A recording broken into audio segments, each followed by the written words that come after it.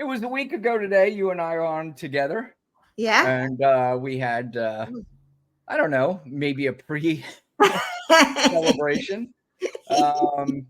Did not work out the way that we thought it would. I certainly am not going to play our predictions from the week before Hell no. because those did not work out well. But I know you were a little hesitant to call it. I was very cocky about it, about what was going to happen, and I Yeah. was certainly misled. And there's a million different reasons as to why, what, all that bullshit. But here we are. But Lana, I want you, if you don't mind, Sure. I want you to kind of explain if to the viewers. So Lana and I spoke on the phone, and I'm sitting there thinking, I'm like, well, first of all, I'm crushed. I feel fucking terrible about this, and I'm sure Lana's crushed. I sent her a message, and we talked on the phone, and she was like, "Well, I'm fine." I'm like, "Wait, hold on, wait. How does it? What do you mean you're fine? Don't tell me you're fine because I'm not fine. How the fuck are you fine, and I'm not fine?" But Lana, do you want to explain to everybody why you're fine? I don't know. I was just literally okay. I maybe because 2016 was so tough and like getting through that, like I don't know, we got through it. I can't even explain it. I just don't. It happened. What are we gonna do about it, Well, right? you can't do anything about it. Exactly. That's for sure. Well, the thing that we do about it is we regroup and we live to fight again. We're here another day. Let's get moving. All of the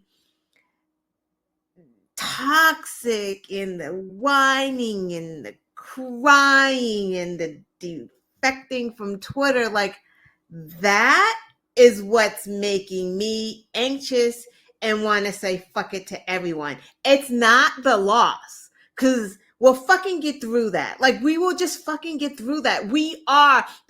Trump is not going to walk into that White House and the fucking sky is not going to turn black and like it's not going to be doomsday, although it will feel like that. I'm not a clown, but it's just not going to be like that. It's not going to be every day of our lives. We're not going to be in misery. We are going to have bright spots. There are going to be people in our lives that get married, who graduate college, who graduate high school, who have like there are going to be some good things. Like I just can't do that thing anymore.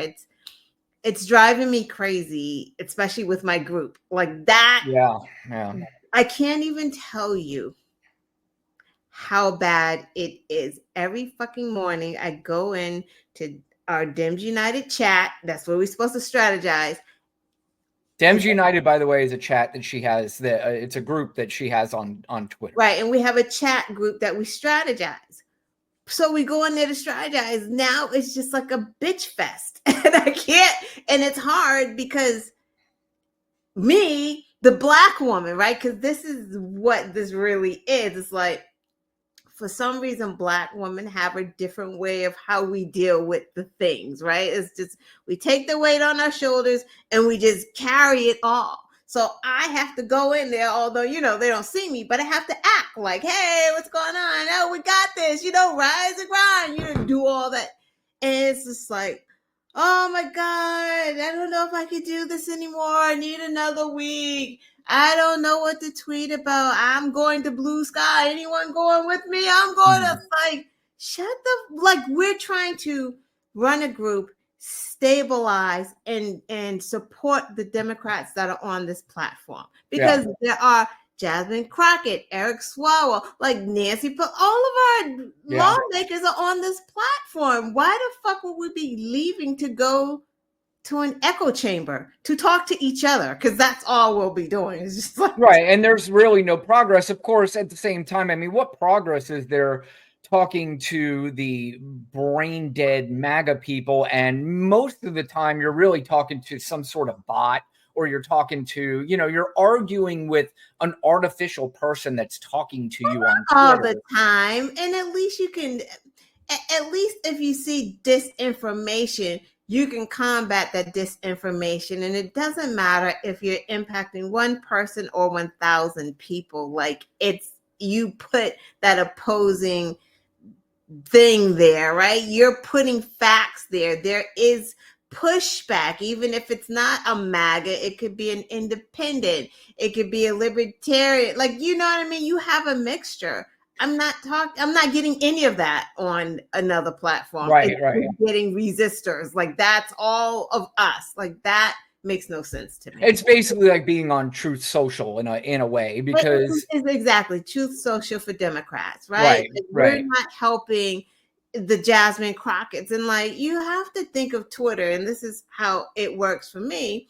I think of it as like, someone in our group said it, it's ground zero, right? It is ground 0. And you kind of do have size, and it's like a big chess game, right? Like, who gets the best of who? You have an army, right? Like, you have like the K Hive, you have this, Jasmine has her army, right? And like, when someone come and they say something to Jasmine, like, no, that's not true, boom boom, like, that's how that works. It's not doing that anywhere else. Well, you can't have rooms either. All right, well, let me ask you this, because I don't really have any clips. This is mostly just going to be discussion tonight on the election and you know, what went wrong and what we can do to fix it. And you know, the first question I'm having, because we're just talking about Twitter to start. And Twitter is probably the most toxic of all the social media sites that you could possibly be on right now. And I truly, honestly believe that there's a good chance Donald Trump does not win if it's not for Twitter, if it's not for Elon Musk running Twitter and really dominating that outlet and that social media platform to be flooded with disinformation, right-wing disinformation, to quell a lot of the people who are on the left and to push down their interactions with people and to amplify the ones who are Trump supporters. And so I think that's probably where I have the biggest problem with Twitter, is that, and I don't want to use the word unfair because I know it's the kind of word they want to hear us use, like, oh, things aren't fair. But I mean, you're just not playing on an even playing field when you're on Twitter right now because of Elon Musk. Yeah, I mean, I guess that's all the reason why would we leave?